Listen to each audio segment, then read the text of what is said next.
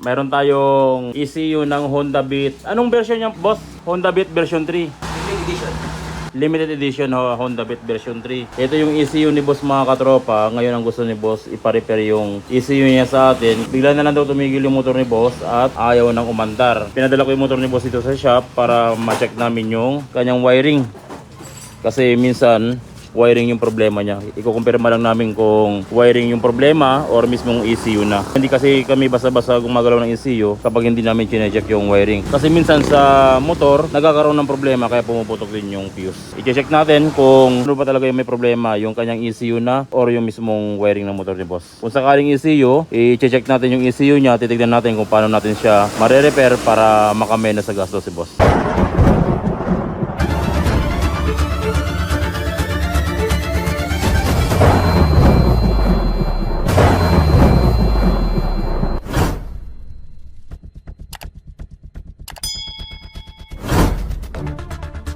So ito na yung motor ni boss mga katropa at galing ito sa kasa pala. Kasi sabi ng kasa, pumuputok daw yung fuse ng ECU. Ito yung kanyang fuse na 5 amperes. Bali si boss mga katropa, nakailang fuse na kay boss? 6, boss. 6 na fuse na. So galing sila sa kasa. Since na 6 na fuse na yung pumuputok, nag-advise yung kasa na dalhin sa atin para ipa-check yung kanyang ECU. Ito.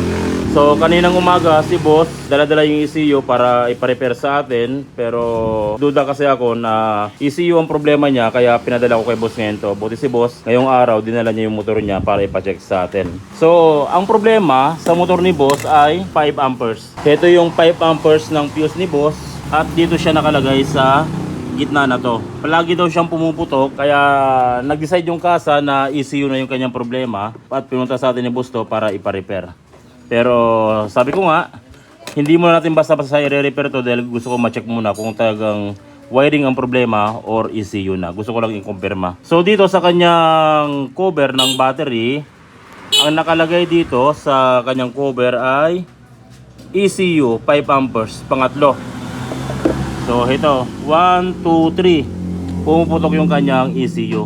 Pero alam nyo ba mga katropa na kapag 5 amperes lang ang pumuputok dito, malaki bang pag-asa na hindi ECU ang problema. Magiging maliit lang yung tsansa na wiring ang problema at magiging 100% na ECU ang problema kung ang pumuputok dito ay main fuse, itong 20 amperes. So paano natin malalaman kung may problema ba yung wiring o ECU ang problema pag pumuputok ang main fuse? Madali lang yan. So ang gagawin nyo, tatanggalin nyo yung ECU tapos lagyan nyo ng fuse dito sa main fuse nya. Kapag hindi pumutok yung main fuse, nawala yung ECU, automatic ECU yung kanyang problema.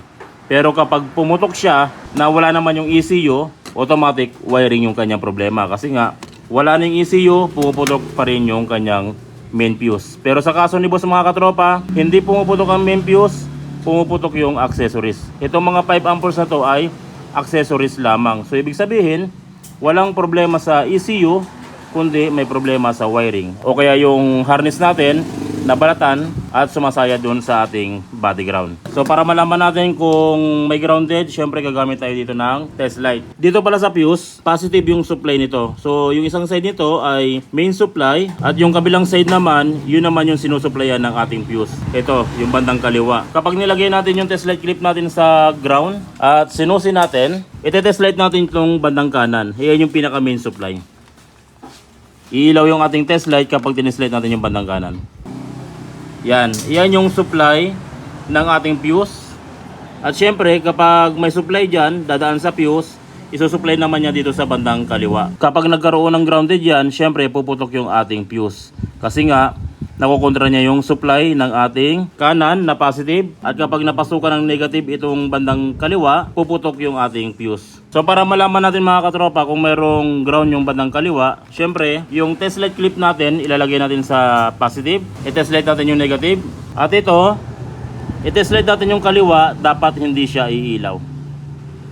Yan, kung mapapansin nyo, hindi umilaw yung ating test light, pero may chance daw na puputok yung ating test light. Kasi sabi ni boss, ano tong nangyayari dito boss? Minsan naandar, minsan puputok. Ngayon nag-decide sila na ECU na. ECU na kasi palit ng fuse ng ECU.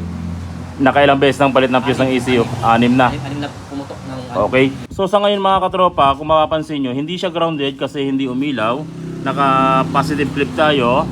At pag ganyan, hindi puputok yung ating fuse. Pero sabi nga ni boss, minsan pumuputok yung fuse, minsan hindi. Pero madalas pumuputok na.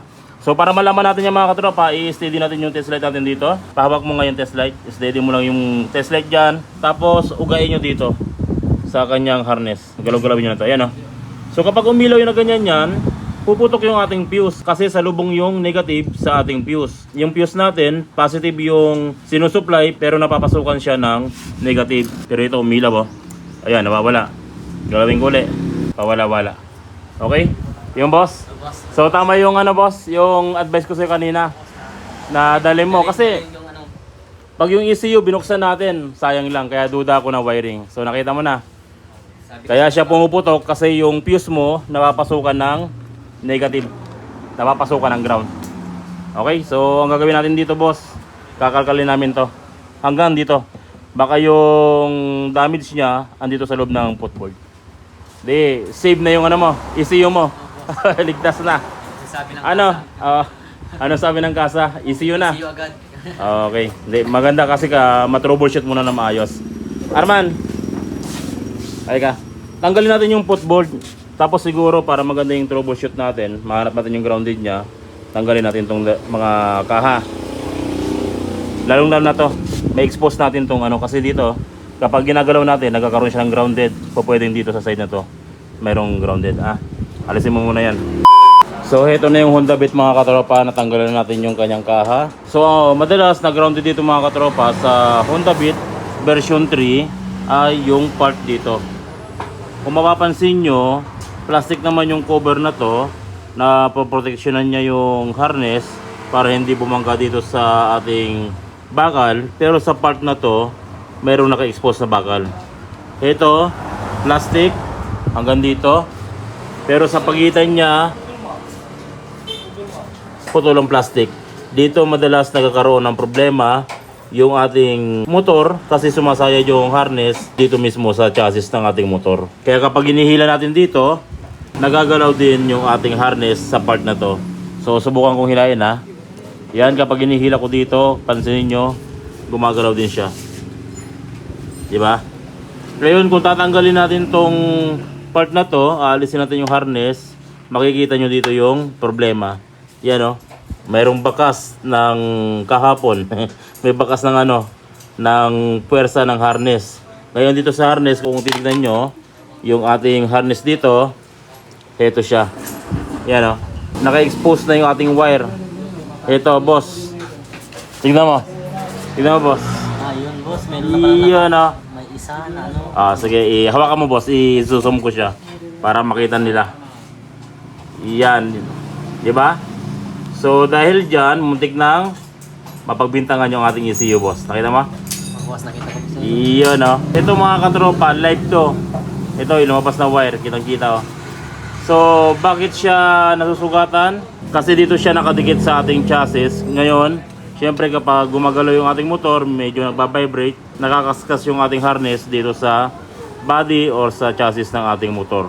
So ito yung nasugat mga katropa oh. Ayan oh. Ang laki na masyado yung nasugat sa wire.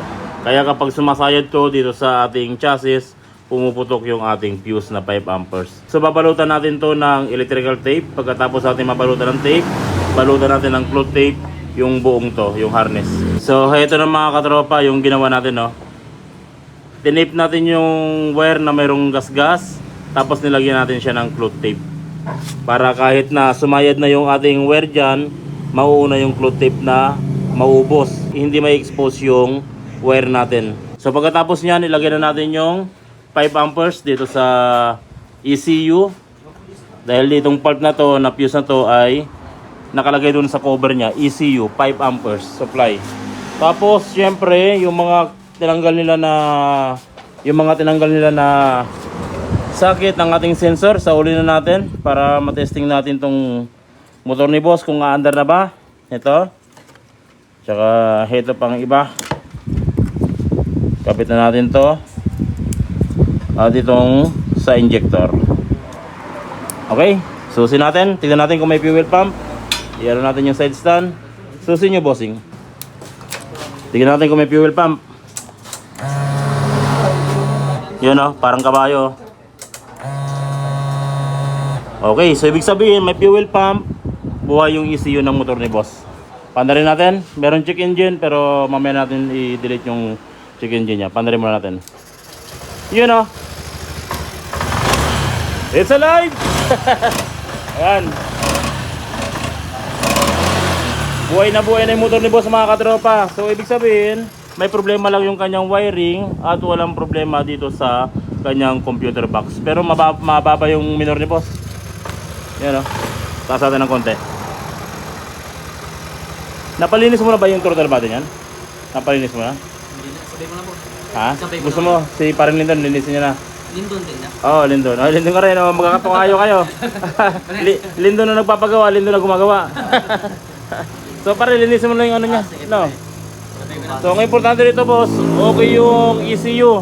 Wiring lang yung kanyang problema. Ayun o. It's alive! Alright. So yun lang mga katropa, kung sakaling naka-encounter kayo ng ganitong klaseng problema, ganoon lang yung dapat natin gawin para ma-solve natin yung problema at hindi tayo magasusan ng malaki. So yun lang mga katropa, maraming salamat sa walang sawang pagsuporta sa ating channel. Sana tuwing nanonood kayo ng ating video, marami kayo natutunan, nagagamit nyo sa inyong panghanap buhay or sa inyong pag-DIY. Maraming salamat mga katropa. God bless at syempre, ingat palagi sa pag-wiring. Yan o. It's alive!